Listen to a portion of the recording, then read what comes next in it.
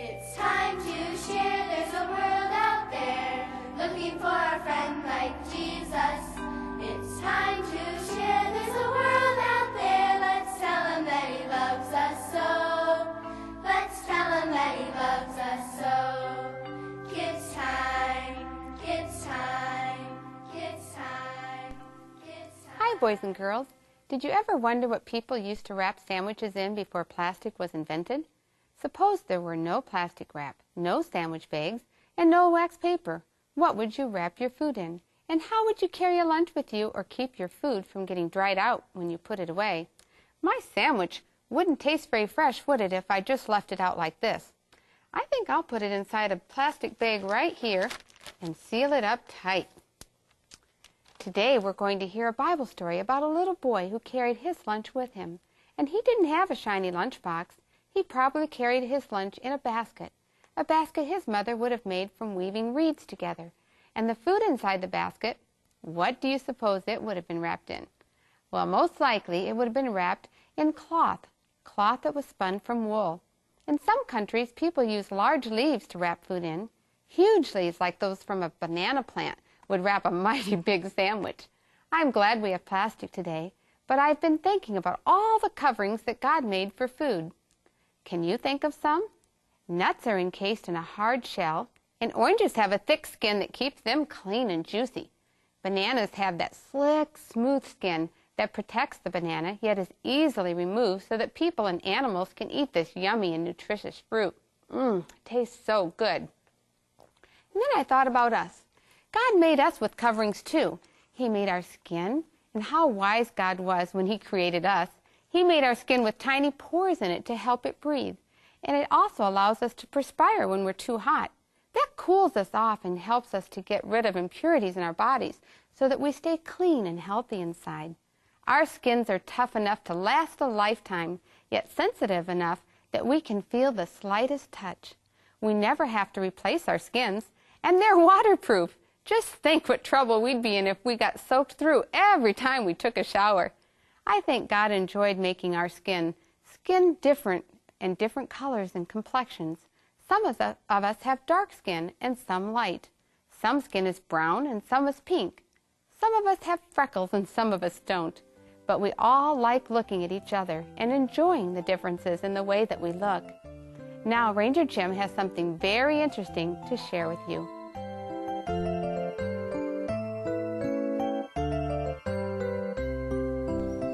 Hi, boys and girls. I'm excited today. We have a beautiful vulture with us, and we have my friend Beverly here to talk about. How old is this bird, Beverly? He's 5 years old. I see. Did he come to you as a baby, or was he injured? We got him as a half-grown baby chick. He had obviously been hand-raised by someone, so he is a human imprint and cannot be released back into the wild. I see. Then you will keep him the rest of his life here. Exactly. He will be safe here, and you will care for him. That's right. Okay. Now, how old will this bird live? How long will he live? In captivity, these guys can live anywhere between 10 and 20 years, but in the wild, it's usually 10 to 15. I see. Is this animal capable of reproducing if you had another buzzard of this kind, a vulture of this kind? It's possible, but many times in a captive environment, they don't necessarily reproduce. Oh, I see. And this guy eats dead animals, is that right? That's correct. That's his main diet. I see. And can you see God's plan in that?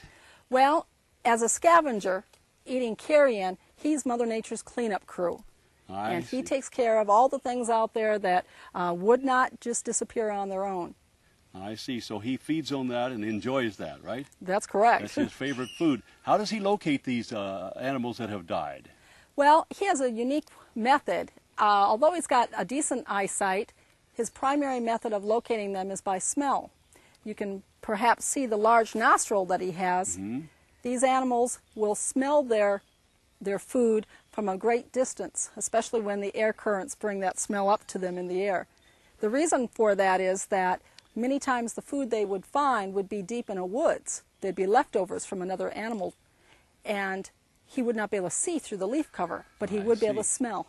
I see. And so that's why we see them soaring on the thermals, higher and higher, around and around. That's right. And so as he climbs higher, he is looking and trying to locate. He locates by sight, and then when he gets closer, he locates it with scent. Is that correct? Correct. I see. Well, this is the only bird of this kind that you have?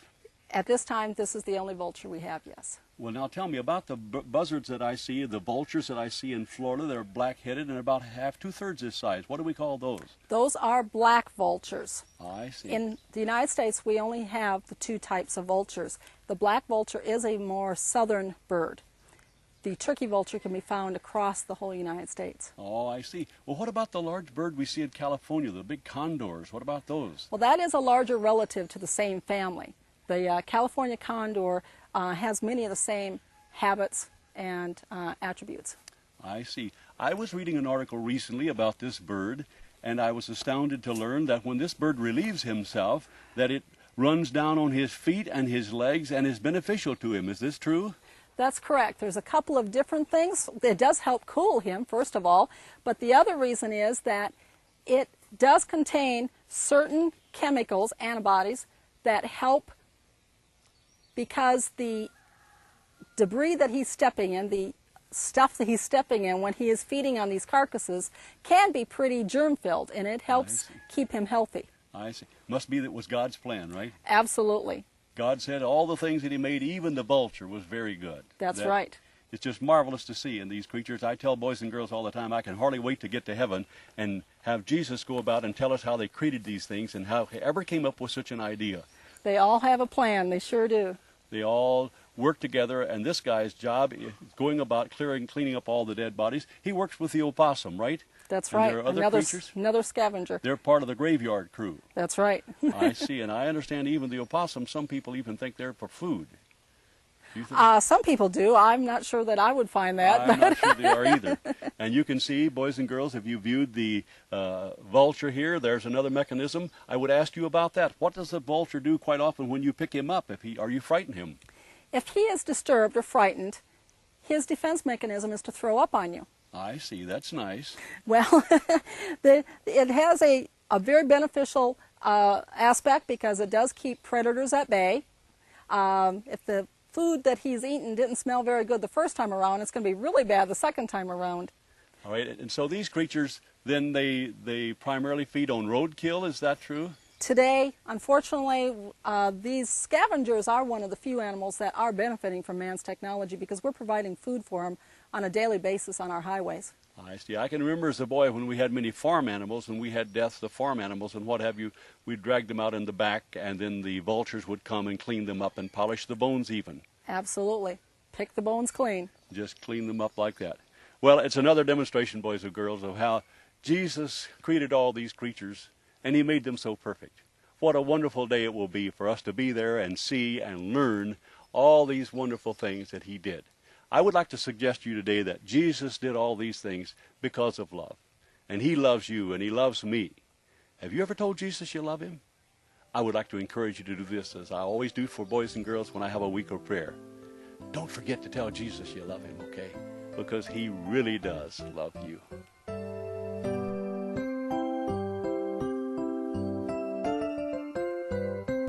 Hello, boys and girls. The wise man built his house upon the rock. But who is the rock? My friend Andrew found that answer in the Bible. The Lord is my rock and my fortress and my deliverer. 2 Samuel 22:2. So Jesus is our rock. That's where we need to build. Wise man built his house upon the rock. The wise man built his house upon the rock. The wise man built his house upon the rock. And the rains came a-tumbling down. Oh, the rains came down and the floods came up. The rains came down and the floods came up. The rains came down and the floods came up. And the house on the rock stood firm. The foolish man built his house upon the sand. The foolish man built his house upon the sand.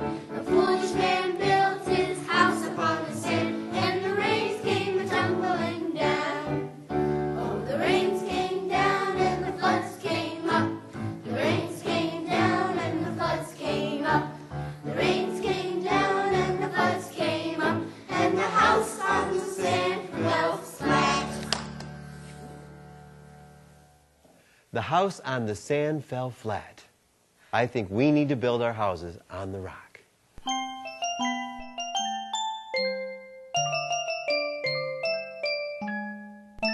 Hi, I bet you're wondering what we're cooking today. Katie, why don't you tell them? We're making lasagna. Okay, I'm going to read the recipe for you.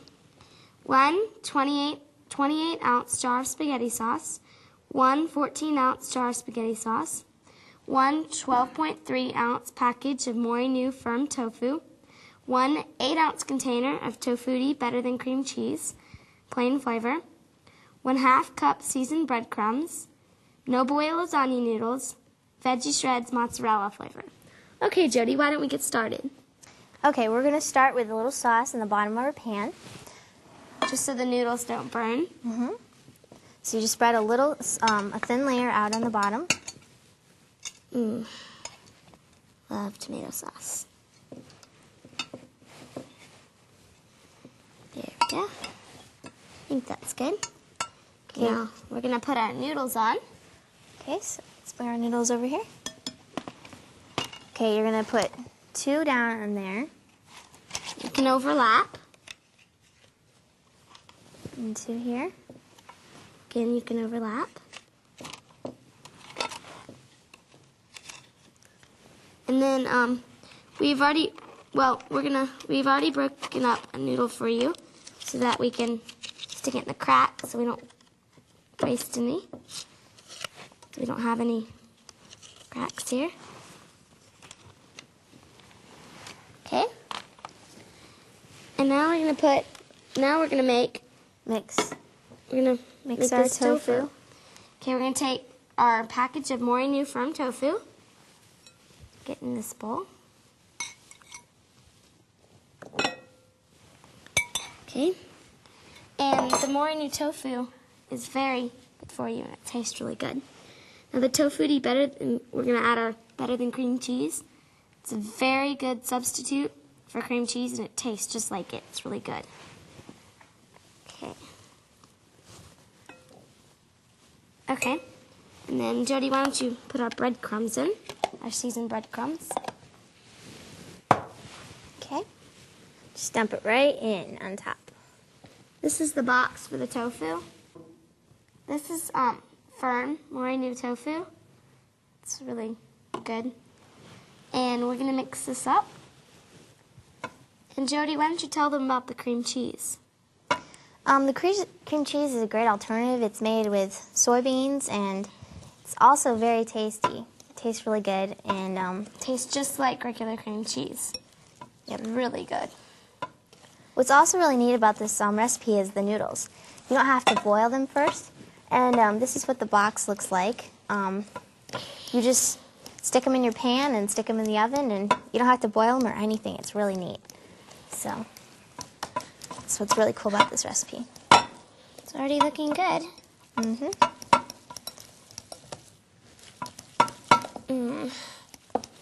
Smells good too. You want to help me stir, Jody?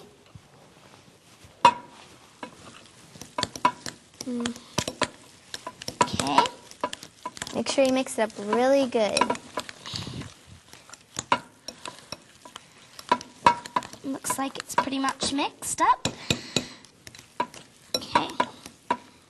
Okay, now, after you've got the noodles down, like we have, you're going to dump some of this mixture on. Half of it. You want to hold the bowl for me?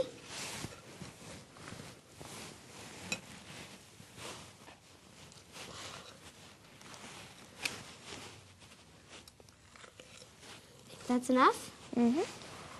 I'm going to spread this around. You want to help me? Careful not to move your noodles around too much. Yeah, because they will slide all over the place. And you don't want that to happen. So just spread this mixture evenly around in your pan, just like you did with your sauce. Okay. And again, don't move your noodles.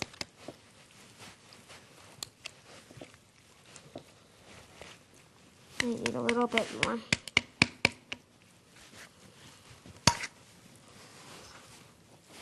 Okay. There we go. Almost done. You almost done on your side, Jody? Almost. It smells so good. Sure it tastes as good as it smells and looks. I think I need a little bit more over here. Let's see. Well, you better not use too much. We don't have enough for the next layer.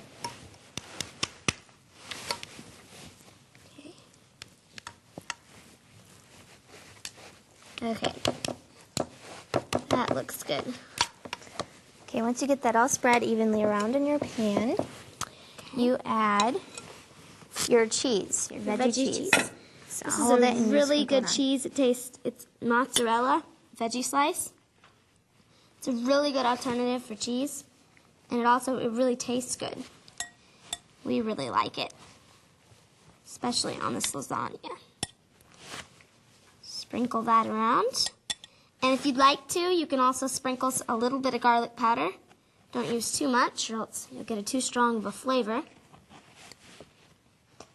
But we've chosen not to do that because we just want to.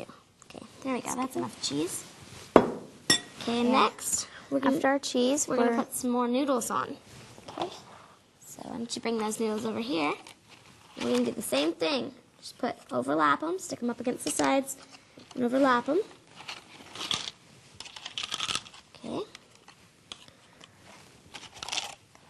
Okay, I'm going to break this one up so we have room on the sides. Okay. I'm going to do some. And put that in. And when we finish with that, we are going to stick in some more sauce.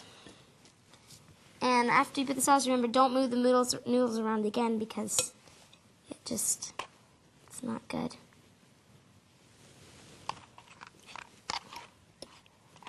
It's a little easier to do the sauce than it is the cream cheese and the mixed tofu mixture, isn't it, Jody? Yeah. Because the cream cheese is over. It's easier just to move around without moving the noodles. If you like a lot of sauce, you can be generous with your sauce, or if you don't like very much, you don't have to put as much as Okay, we are. that looks good. That looks enough, don't you think? That looks about good. All right. When you're done putting the sauce, Then we add the rest of our tofu mixture. Just keep layering like we've showed you, ending with the cheese. bake at 350 degrees for 30 to 40 minutes. Jody, why don't you show them what a finished product looks like? We sliced out a piece for you. Looks really yummy. Can't wait to try it. Can't wait to bite into that thing. Well, until next time, Keep cooking. and eat healthy.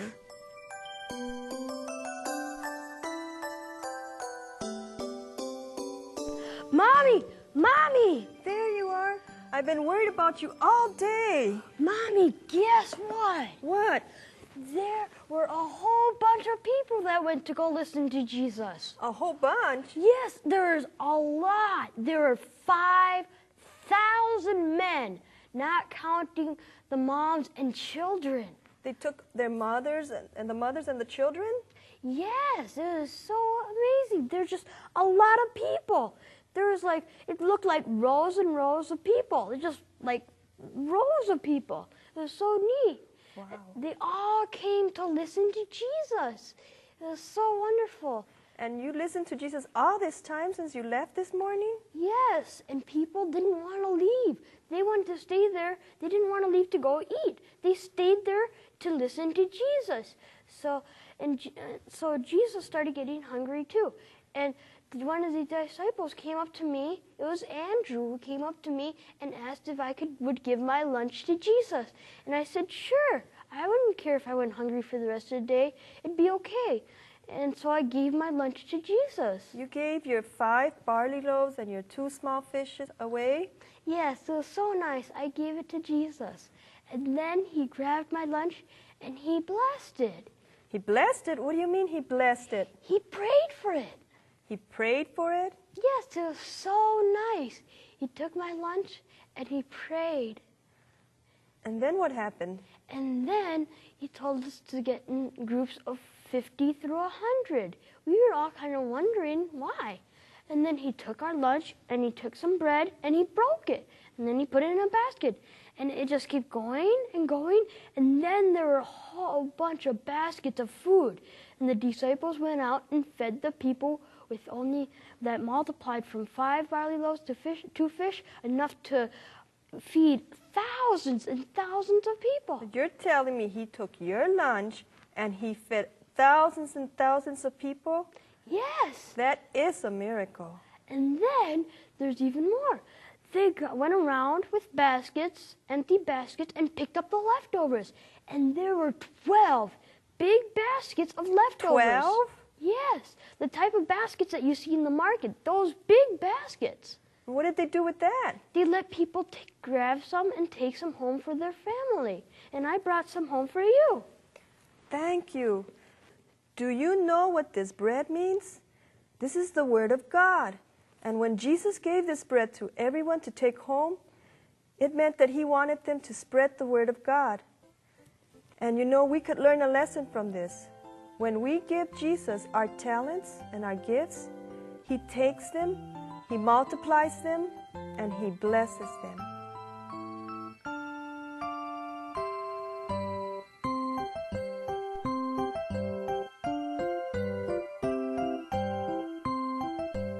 That little boy was so excited that he was the one who got to share his lunch with Jesus.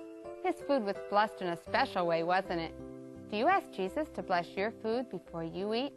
It makes Jesus happy when we remember to thank him. I've got a poem here I'd like to share with you today, and it was written by Nixon Waterman. This is what it says. It seems to me I'd like to go where bells don't ring, nor whistles blow, nor clocks don't strike, nor gongs sound, and I'd have stillness all around. Not real stillness, but just the trees, low whispering, or the hum of bees, or brooks faint babbling over stones in strangely, softly tingled tones, or maybe a cricket or a katydid, or the songs of birds in the hedges hid, or just some such sweet sound as these to fill a tired heart with ease.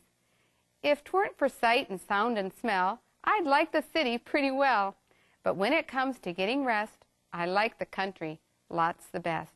Sometimes it seems to me I must just quit the city's din and dust and get out where the sky is blue and say, now how does that seem to you? How does that poem make you feel? It makes me feel like taking a long walk in the woods, or listening to the birds chirp, or maybe I'm watching the squirrels scamper around, or just looking up at the blue sky and all those wonderful fluffy clouds.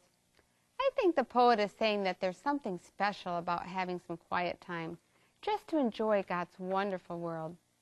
You know, nature is such a special part of God's gift to us, isn't it? Well, let's go to our mailbox right now and see if there's any letters from you. I've been enjoying all the letters that you've been sending, boys and girls. Oh, and I do have some more letters today. Quite a few of them today. Let's see, one more in there. I wonder what we have today. Today I have one from Con in Cedar Lake, Michigan. And what else do we have? Another one from Sharon in Wyoming. Oh, and a Jessie in Brazil. Let's see, we have one here from, yep. Oh, we have so many. One from Cody. Let's see how many we have here. Let's read this one right here from Con. And let's see what Con, oh, Con sent us a picture too. Let's show the boys and girls at home Con's picture. Thank you, Con, for sending a picture. Dear Brenda, Con says, hi, my name is Con, and I am 5 years old. I share Jesus by praying for people. I pray for Wayne and Jeremy and Lisa and Mommy's brother, Uncle Kenny. And I pray because they smoke, and I want Jesus to break their chains so they can go to heaven and not smoke anymore. I love Jesus, and I want to share him. Love, Con Jr. Con, thank you for writing. It's a good thing to pray for your family when they're smoking, because smoking isn't a healthy thing for us, is it? Jesus doesn't want us to smoke, does he? So keep praying for your family, and we'll say a prayer too, okay? Boys and girls, at home, let's pray for Con's family that they'll stop smoking, okay? Now let's see what other letters we have. This one here doesn't have a name on the outside of the envelope. Let's look inside. Oh, this is from Sharon. My brother has a hard time in school, so when he comes home, I help him with his homework. And on Thanksgiving Day, my friends and I brought food to people with no money. That was a very good way to share Jesus, wasn't it? Because it's awfully sad when you don't have food to eat, isn't it? So that was a wonderful way to share Jesus. Let's see if we have time for one more. And this one says, Dear Brenda, I helped my mom when she had back surgery last week. That's how I shared Jesus with my mom. And this one is from William. Well, William Happel. Well, William, thank you for sharing that about your mother. You know, it is a good thing to help your mother around the house, but especially when she's had surgery and she's hurting. That was a really nice way to share Jesus. Boys and girls, you can send me letters, too, to tell me how you've shared Jesus. Maybe in some special way that's different than you've heard already on the program so that we can share with other boys and girls your ideas. I have one more here real quick, and this one is from Cody. And let's see, Cody says, Cody's drawn a picture. Look at that. When my sister got a cast on, I opened the door for her. I shared Jesus. Yes, you did, Cody. And we want to keep sharing Jesus every day, don't we? Because remember, boys and girls, Jesus loves each and every one of you, and He makes Him happy when you share Him, doesn't it? Let's always share Jesus with our friends and our loved ones and our family. Remember, boys and girls, it's kids' time to share Jesus.